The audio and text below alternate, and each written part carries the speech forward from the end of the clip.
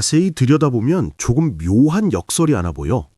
점점 더 시끄러워지는 세상, 보이고 싶어하고 불리고 싶어하는 사람들이 늘어나는 한가운데에 거의 눈에 띄지 않는 사람들이 분명히 존재한다는 거야.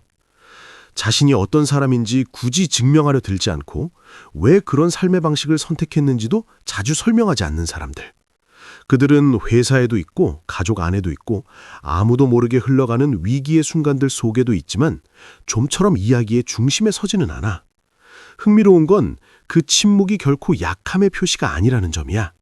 오히려 그건 아주 다른 방식의 성숙에서 비롯된 결과에 가깝다. 혼자 있음이 선택이 아니라 기본값이었던 시간들 속에서 단련된 성장 말이야.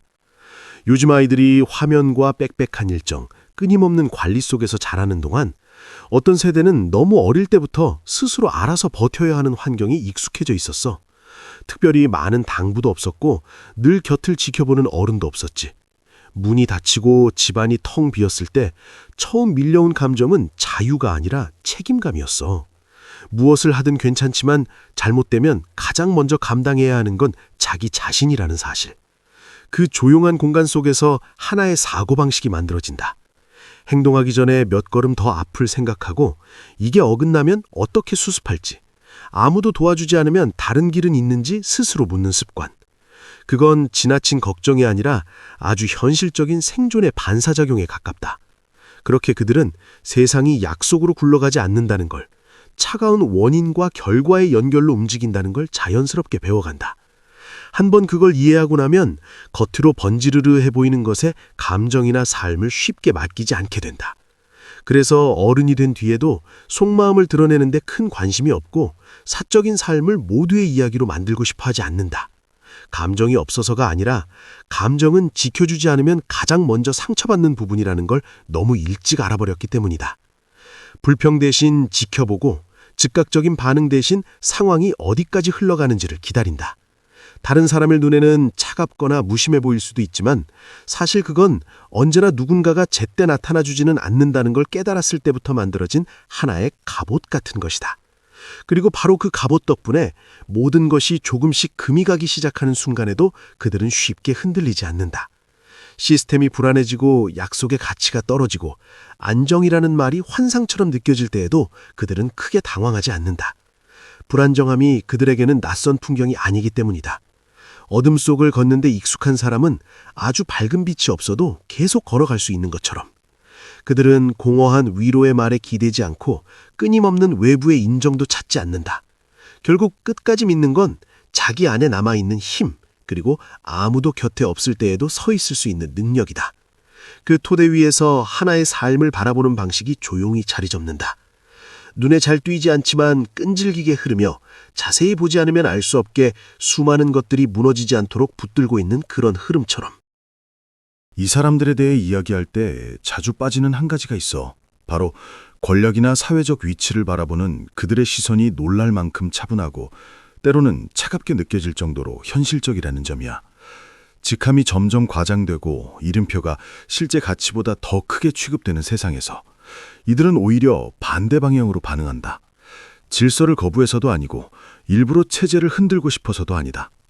어린 시절의 경험이 아주 분명한 사실 하나를 가르쳐줬기 때문이다. 명칭은 고장난 걸 고쳐주지 않고 모든 게 무너질 때 살아남게 해주지도 않는다는 것.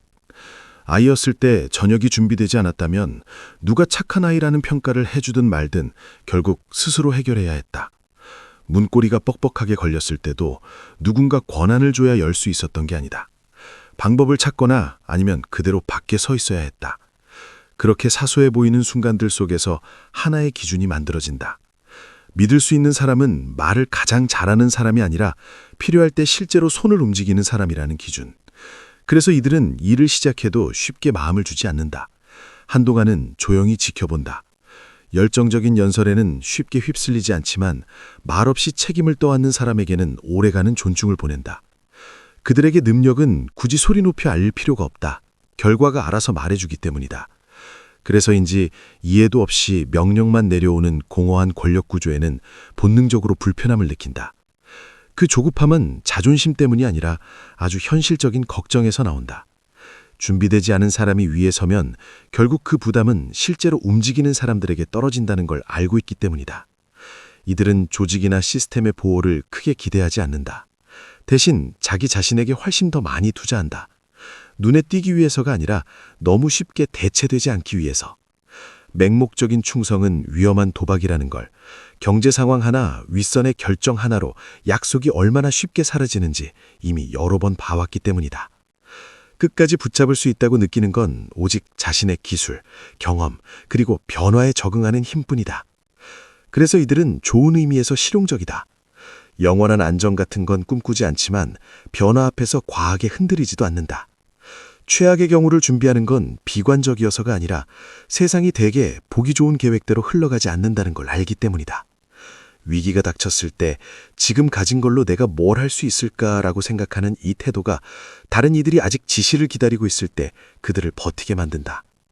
겉으로는 야망을 크게 말하지 않고 정복에 대한 욕망을 드러내는데도 관심이 없어 보일지 모른다. 하지만 그렇다고 동력이 없는 건 아니다. 오히려 그들의 동기는 더 조용하고 더 오래 간다.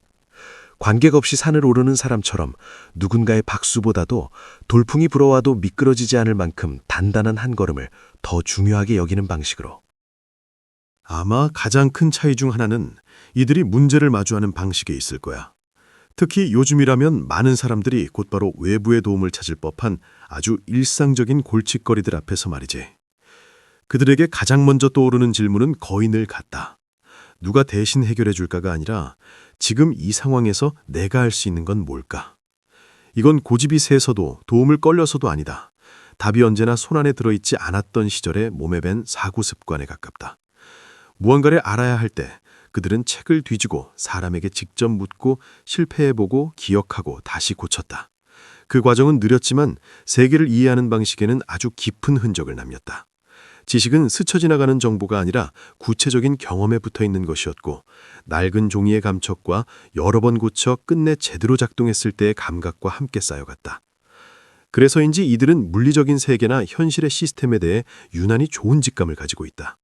고장난 물건을 보면 버려야 한다고 생각하기보다 어디서 문제가 생겼는지를 먼저 떠올린다.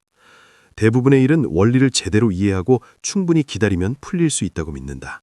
그 믿음은 순진함이 아니라 수많은 작은 경험이 겹겹이 쌓여 만들어진 결과다.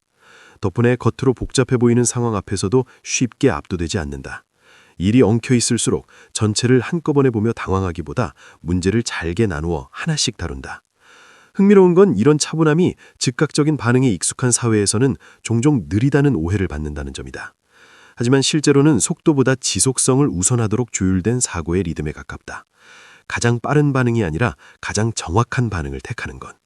이 태도는 소통 방식에서도 그대로 드러난다. 말을 많이 하지는 않지만 입을 열 때는 이미 꽤 오래 생각한 뒤다. 이기기 위한 논쟁보다는 끝낼 수 있는 해결을 원한다. 그들에게 말은 가볍게 던지는 소리가 아니라 하나의 약속에 가깝다. 그래서 쉽게 흘려보내지 않는다. 그만큼 감정의 표면만 맴돌고 실제 행동으로 이어지지 않는 대화에는 본능적으로 피로를 느낀다. 감정을 중요하게 생각하지 않아서가 아니라 감정이 명확한 선택이나 행동으로 옮겨지지 않으면 오히려 상황을 더 늘어뜨린다고 믿기 때문이다. 조금 더 넓게 보면 이런 사고방식은 지루함과 공백을 대하는 태도에서도 드러난다. 많은 이들이 아무 일도 일어나지 않는 순간을 불편해할 때 이들은 가만히 앉아 생각하고 만지작거리고 흩어진 점들을 머릿속에서 천천히 연결하는 데 익숙하다.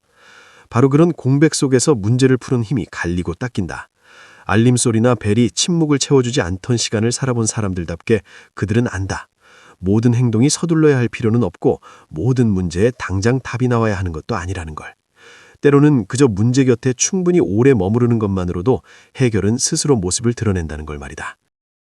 이들을 더 넓은 사회사의 흐름 속에 놓고 보면 꽤 독특한 위치에 서 있다는 게 보인다. 어느 쪽에도 완전히 속하지 않은 일종의 교차 지점 같은 자리다. 모든 것이 디지털로 정리되기 전의 세계를 기억할 만큼은 충분히 나이가 있고 삶이 클라우드에 저장되기 전, 개인의 기억이 데이터로 대체되기 전의 공기를 몸으로 알고 있다. 동시에 뒤처지지 않기 위해 새 도구를 익혀야만 했을 만큼은 충분히 젊기도 하다. 바로 이 중간에 서 있음이 다른 종류의 유연함을 만든다. 그들은 기술을 맹신하지도 않고 그렇다고 부정하지도 않는다. 도구는 문제를 실제로 해결할 때만 의미가 있다고 생각한다. 새로워서 모두가 쓰고 있어서가 아니라 정말로 필요할 때만 손에 쥔다. 그래서 때로는 흐름보다 느려 보이지만 대신 짧은 유행에 휘말리는 일은 드물다. 그들은 기다림이 자연스러웠던 세계를 살아봤다. 전화 한 통, 편지 한 장, 결과 하나를 기다리는 일이 사람을 쉽게 조급하게 만들지 않던 시간. 그 경험은 시간과 마주하는 태도에 또렷한 흔적을 남긴다. 시간을 최대한 압축해야 할 대상으로 보지 않고 조심스럽게 다뤄야 할 공간으로 여긴다. 그래서 즉각적인 효율이나 빠른 성공을 약속하는 말들 앞에서 쉽게 고개를 끄덕이지 않는다. 급하게 세워졌다가 똑같이 빠르게 무너지는 장면을 이미 너무 많이 봐왔기 때문이다. 이런 신중함은 종종 보수적으로 오해받지만 사실은 변화가 너무 빨랐을 때 드러나는 그늘을 직접 목격한 데서 나온 감각이다. 관계에서도 그 태도는 비슷하다. 쉽게 마음을 열지는 않지만 한 번 이어지면 오래간다. 끊임없이 상태를 업데이트하거나 감정의 변화를 드러내는 데 익숙하지 않다. 그들의 세계에서 친밀함은 등장 횟수가 아니라 필요할 때의 존재로 측정되기 때문이다. 메시지에 바로 답하지 않을 수는 있어도 정말 곤란한 순간에는 큰 소리 없이 곁에 와 있는 사람들. 어떤 면에서는 자신의 역할을 드러내지 않은 채 두 쪽을 잇는 다리를 지키는 사람들과 닮아 있다. 오래된 기술과 한때의 습관이 가진 가치를 알고 있으면서도 언제 바꿔야 하는지도 분명히 안다. 이 균형은 늘 편안하지는 않다. 계속 조정해야 하고 계속 배우고 또 잊어야 한다.